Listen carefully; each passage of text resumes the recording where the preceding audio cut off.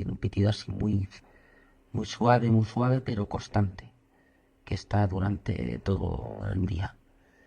Y es la sensación como cuando algún día vas a la cocina y ves que hay un pitido que dices, uy, ¿qué esto qué es un frigorífico?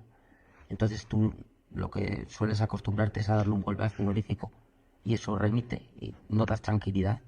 Pues el pitido que yo tengo es un pitido constante, diario, que no puede encontrar esa tranquilidad. O sea, eso está siempre presente. Juan Antonio Díez es informático, tiene 51 años y padece acúfenos desde hace 20 años. La mayoría de las personas percibimos de forma ocasional esos pitidos que comentaba Juan Antonio cuando regresamos de un concierto o de ver un espectáculo de fuegos artificiales. Suelen remitir de manera natural, pero en algunos casos ese ruido pasa a ser constante y produce molestias que llegan a ocasionar estrés, ansiedad e incluso depresión. Los acúfenos son sonidos percibidos que no se han generado por una fuente externa al sistema auditivo, es decir, suenan en la cabeza de quienes los oyen, pero nada ni nadie los emite. Afectan al 1% de la población y por el momento no hay técnicas para diagnosticarlos ni existe un fármaco que los cure. Ciencia. Ciencia. Ciencia. Ciencia. Ciencia. Ciencia. Ciencia. Ciencia para leer. Un podcast con las voces del CSIC. Hola, soy Carmen Guerrero y hoy hablamos de sonidos capaces de reducir la calidad de vida de las personas que los perciben. Para explicarnos estas alteraciones auditivas nos acompañan Pedro Cobo y María Cuesta. Ambos son investigadores del CSIC en el Instituto de Tecnologías Físicas y de la Información Leonardo Torres Quevedo, expertos en acústica y autores de Los acúfenos, un título de la colección que sabemos de. Pedro, María, bienvenidos. Gracias. Gracias, buenos días. ¿Cómo se definen los acúfenos desde el punto de vista científico? Los acúfenos son sonidos que se perciben en el sistema auditivo, pero que no están generados por ninguna fuente externa al oído. Uh-huh. ¿Y qué sucede en el sistema auditivo o en nuestro cuerpo para que ese sonido se vuelva permanente y además sea tan molesto, Pedro? El sistema auditivo tiene dos partes, que son la parte periférica, oídos externo, medio e interno, y la parte neural, que es el conjunto de neuronas que conectan estos oídos con la corteza auditiva. En la parte periférica, el sistema auditivo es una vibración, es una onda acústica, una onda de presión, son cosas que vibran. Y en la parte neural, esa vibración se codifica en una secuencia de impulsos eléctricos. Además, la parte neural, que está constituida por las neuronas auditivas, tiene una propiedad fundamental que se llama plasticidad. Entonces el acúfeno se produce precisamente porque algunas de estas neuronas, en función de su plasticidad, tratan de compensar algo que no funciona bien en la parte periférica. Típicamente, como veremos también a continuación, una pérdida de audición. Entonces, este intento de compensación de esas neuronas a algo que no funciona bien es precisamente el acúfeno. Juan Antonio hablaba de un pitido constante y además nos contaba que apareció a raíz de una operación de otosclerosis, una enfermedad que ocurre como resultado del remodelado anormal de los huesos en el oído medio. ¿Los acúfenos siempre surgen como consecuencia de otras patologías o hay otras causas? La causa principal es precisamente, es decir, como hemos dicho, se genera por algo que no funciona bien en la parte periférica, por tanto, la causa principal es una pérdida de audición, que puede ser típicamente pues otosclerosis, puede ser muchas típicas formas de pérdida auditiva, como puede ser otitis y demás, o por envejecimiento, o por sobreexposición a ruido. Puede haber también problemas en el sistema vestibular, porque el sistema vestibular y el sistema auditivo están, en la misma estructura, dentro de la misma estructura ósea, y pues, Meniere, vértigo, todo eso suele producir problemas auditivos y por tanto acúfeno. ¿Y siempre se perciben como un pitido o hay diferentes tipos de acúfenos? Bueno, el acúfeno es muy heterogéneo. Hay personas que van a percibir el acúfeno como un pitido, un tono a una determinada frecuencia, o bien como un timbre o un siseo.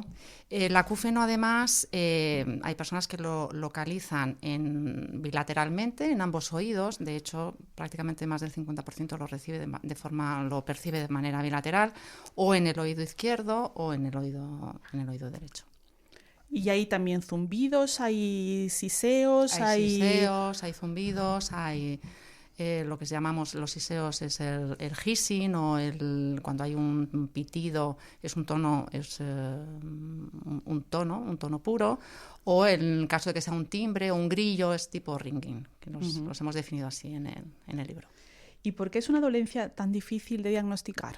Precisamente porque es neural. Ajá. Y entonces, a día de hoy, no hay técnica objetiva para hacer el seguimiento de la neurotransmisión, que es lo que está en la base de esa descompensación que hemos dicho de las neuronas.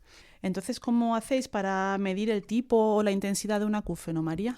Pues mira, el acúfeno lo evaluamos de dos maneras. Lo que son las características en cuanto a la frecuencia, la intensidad, lo medimos con una técnica que se llama acufenometría.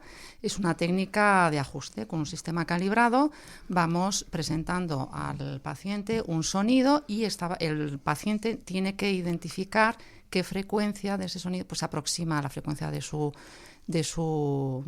tinnitus, de su acúfeno, y también en cuanto a la intensidad.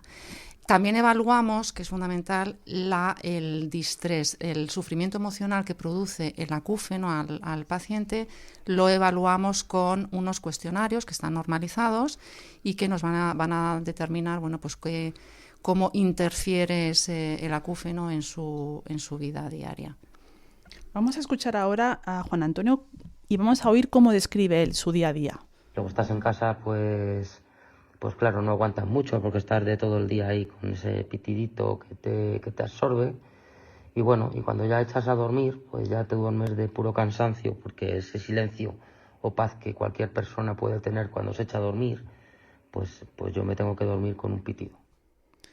¿Por qué percibir estos sonidos afecta tanto desde el punto de vista emocional a algunas personas y a otras no? Porque decíamos al principio que a veces remiten o esas personas no le ponen atención y otras sí, ¿no?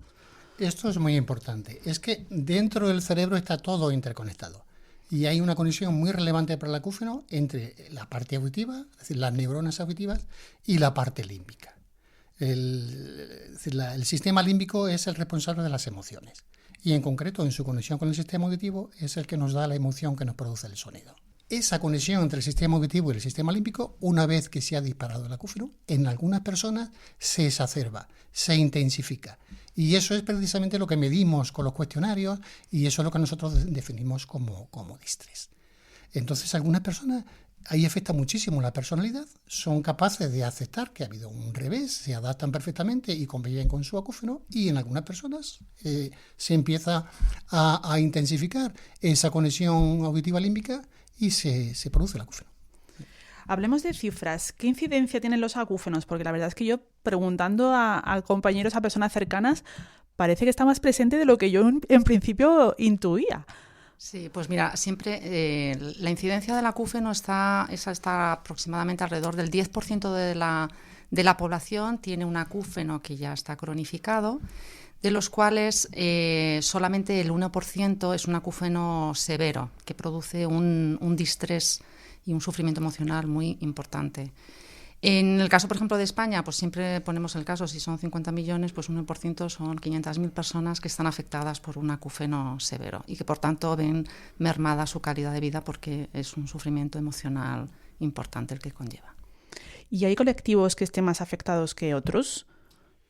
Bueno, ya que el principal factor de riesgo para el acúfeno es la pérdida de audición, y como la pérdida de audición se incrementa con la edad, es cierto que las personas mayores tienen más probabilidad de adquirir el acúfeno.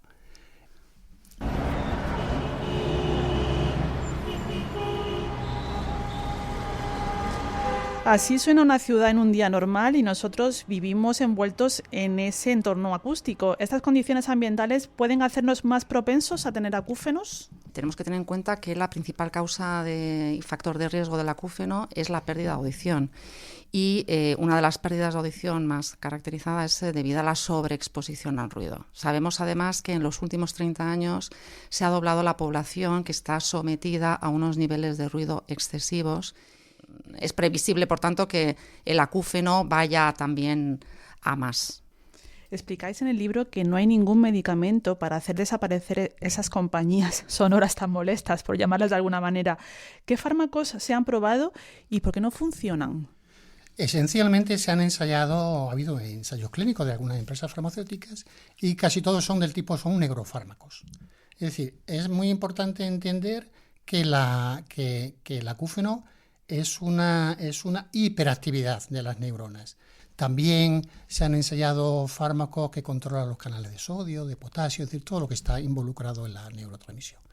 ¿Y por qué no ha funcionado? Pues fundamentalmente por dos razones. Primero, porque es muy, muy, muy heterogéneo. No hay dos acúfenos que sean iguales, como ha explicado María. Y segundo, por lo que hemos dicho de que no hay un diagnóstico objetivo. Es decir, sabemos que en el sistema auditivo neural tenemos de orden de cientos de miles de neuronas y que hay unas cuantas que se han descompensado, pero no sabemos cuáles, porque no hay una técnica para saber qué neuronas se han descompensado. ¿Y se han aplicado otros tratamientos alternativos? Hay tratamientos de apoyo psicológico que en la práctica clínica, sobre todo que lo ofrecen los psicólogos, que son terapias de apoyo psicológico, la CBT fundamentalmente, que es la terapia cognitiva conductual, y bueno, pues también es importante para también reducir ese distrés. Pues pedí ayuda al médico de cabecera, el cual estuve durante una temporada tomando Tabonín y en otra temporada tomando betaistina, y no tuve ninguna mejoría. Después también utilicé algún tipo de medicina tradicional, como la acupuntura, y me estuvieron poniendo acupuntura durante una larga temporada y tampoco noté nada en especial. Aquí Juan Antonio nos explica los especialistas a los que recurrió, y en el libro hacéis hincapié en que es muy importante entender que los pacientes con un acúfeno sufren un distrés intenso, y ese distrés aumenta cuando acuden a especialistas y les dicen que el acúfeno no tiene cura, y la única solución es acostumbrarse. ¿Es muy frecuente esta situación? Primero van al médico de atención primaria, que le dice, esto olvídate, esto te tiene que acostumbrar porque no hay remedio. Luego van a 1, 2, 3 otorrinos, luego van al psicólogo, van al psiquiatra, van al neurólogo, van al fisioterapeuta, al osteópata. Y en ese recorrido nadie les da una explicación racional, una explicación científica de lo que les está pasando. Y eso hace que estas personas pues empiecen a pensar, empiecen a rumiar, ¿y esto por qué? Y esto es para toda la vida. Y es donde empieza a incrementarse el distrés. Ese es el principal problema del acúfeno. Vosotros habéis puesto en marcha un tratamiento que se encuentra en fase de validación experimental y me gustaría que me explicarais en qué consiste. Bueno, pues mira, el tratamiento consta de dos partes. La primera parte es muy importante, es el consejo terapéutico. Es una sesión de aproximadamente 60 minutos donde el paciente va a recibir la información científica sobre qué es el acúfeno, las causas, los mecanismos de generación, por qué surgen, y también se le explica, se les dice que no hay cura, pero que hay tratamiento para reducir este distrés emocional. La segunda parte de nuestro tratamiento es la terapia sonora, donde bueno, pues al paciente se le dan las opciones de varios sonidos que hemos diseñado, se les personaliza su pérdida auditiva y consiste en que el tratamiento el paciente debe escuchar el sonido durante 1 hora a lo largo de 4 meses. Y todos los meses se le hace una evaluación de cómo va ese distrés a través de los cuestionarios de los que os había comentado antes. Vamos a oír algunos de los estímulos que utilizáis en la terapia.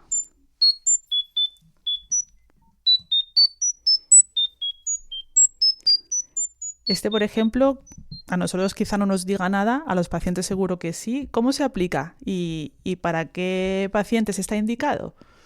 Bueno, en realidad tenemos 4 tipos de estímulos. Este y otros 3. 3 de ellos son secuenciales, que suenan así como parecido a este, y uno es continuo, que suena como parecido a un ruido blanco, ¿no? Nuestro estudio actual dice que más o menos los cuatro tipos de estímulos tienen aproximadamente el mismo resultado. Hay muy poquita diferencia. Iba a preguntaros justo por los resultados que perciben los pacientes de ese estudio experimental y cómo se sienten después de haber seguido el tratamiento. Hay también que comentar que no todos los pacientes finalizan el tratamiento. ¿Y por qué? Abandonan pues porque yo me imagino que no tienen la paciencia suficiente, porque igual que no hay un fármaco que lo cure, tampoco hay nada que funcione rápidamente. De hecho, nosotros tenemos una tasa de abandono de aproximadamente 26-27% de las personas que no acaban los 4 meses. No nos responden ya a los cuestionarios, por tanto los ponemos como abandonados. De los que finalizan el tratamiento, es muy importante decir que el 86% mejora.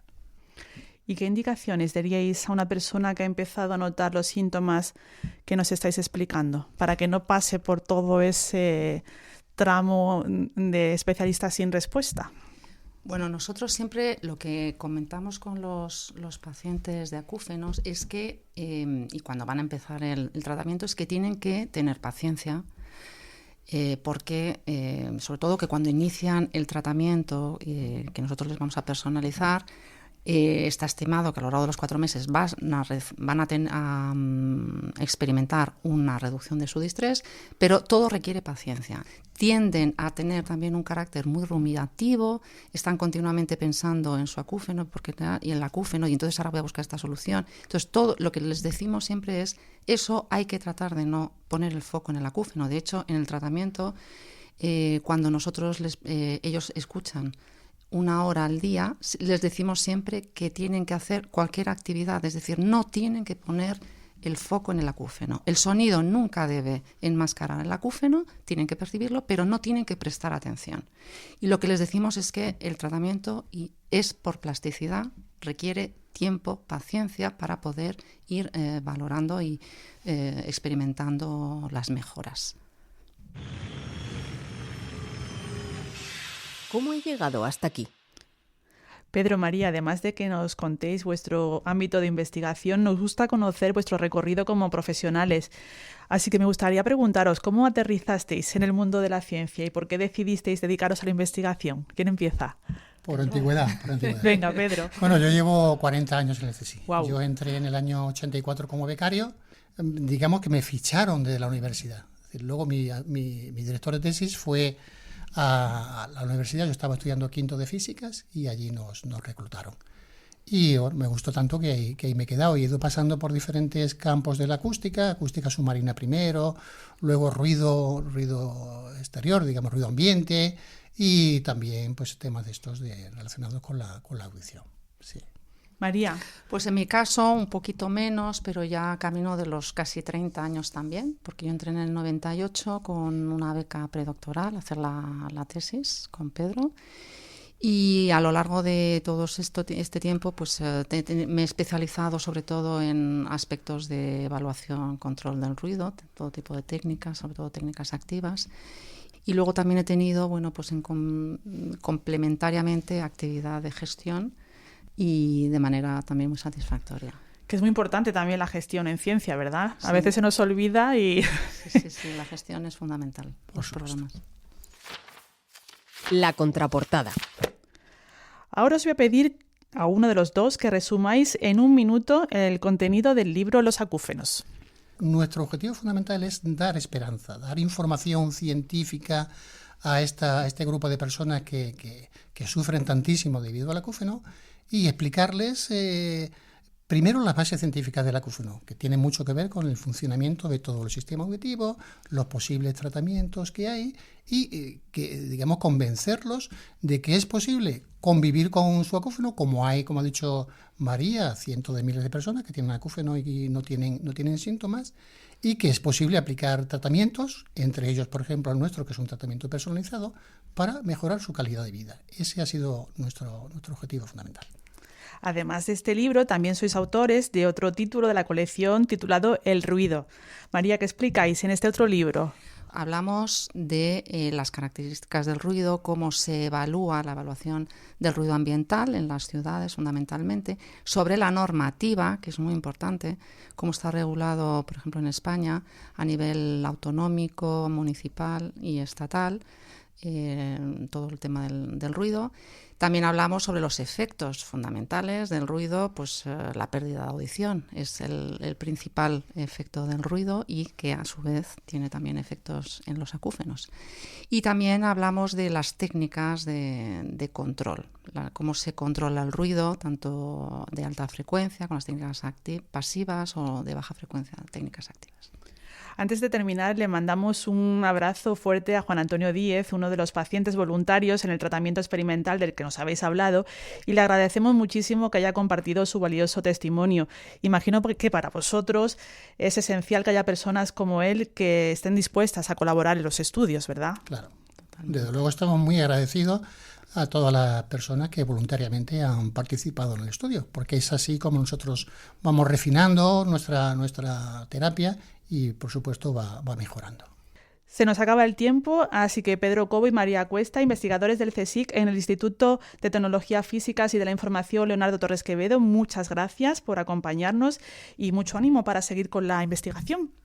Muchísimas gracias. Gracias a vosotros. Aquí finaliza este capítulo de Ciencia para Leer. En la producción ha estado Erika Delgado y Yaisa González y delante del micro Carmen Guerrero. Muchas gracias por estar al otro lado y hasta la próxima lectura. No olvides que este libro y el resto de la colección ¿Qué sabemos de? Se puede encontrar en la librería científica del CSIC o en cualquier librería de tu ciudad. Además, todos los títulos están disponibles en formato papel o en versión electrónica en la página web editorial.csic.es.